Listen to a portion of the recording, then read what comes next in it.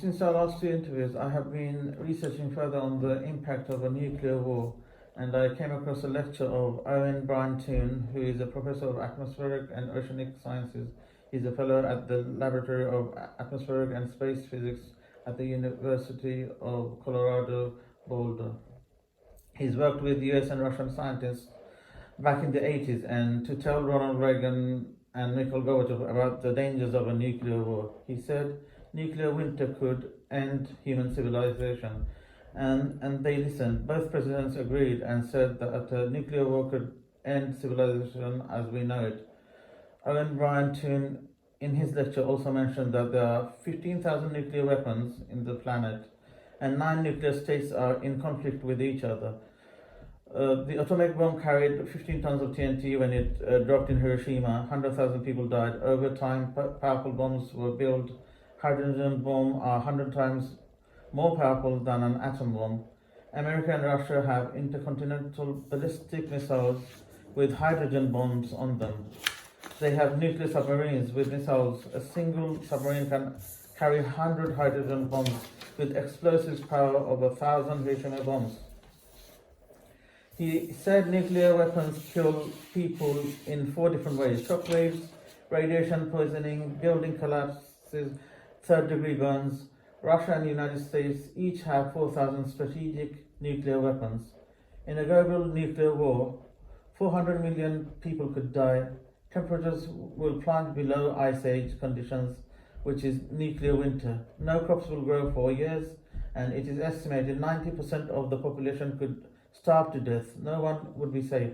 Not United States, not Israel, not Europe, not China, not Russia.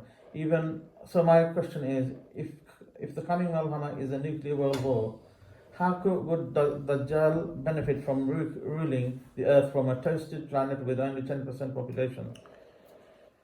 Bismillah ar-Rahman ar-Rahim. If the transition is to take place from a Pax Americana to a Pax Judaica, the question arises, how can a small Israel rule a world as big as it is today? The United States has been able to do it because the United States is a very big country and is supported by the rest of the West. So how can Israel do that? There are only 2 possible ways.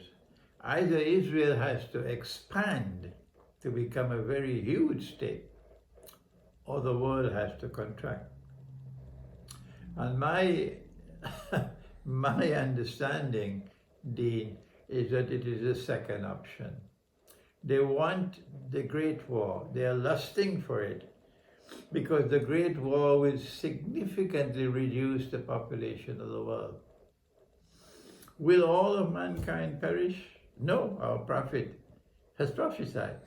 He said that it's 7 years after the Great War.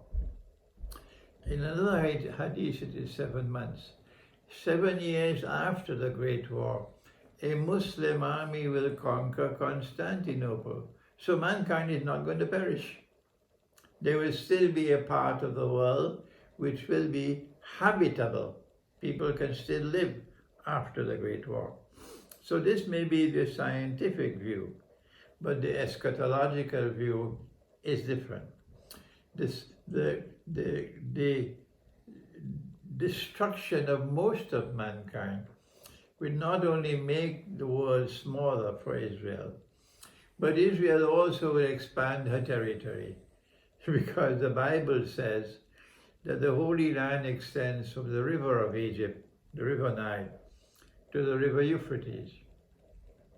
So Israel will have to wage big wars to expand her territory. These 2 things will help Pax Judaica to replace Pax Americana.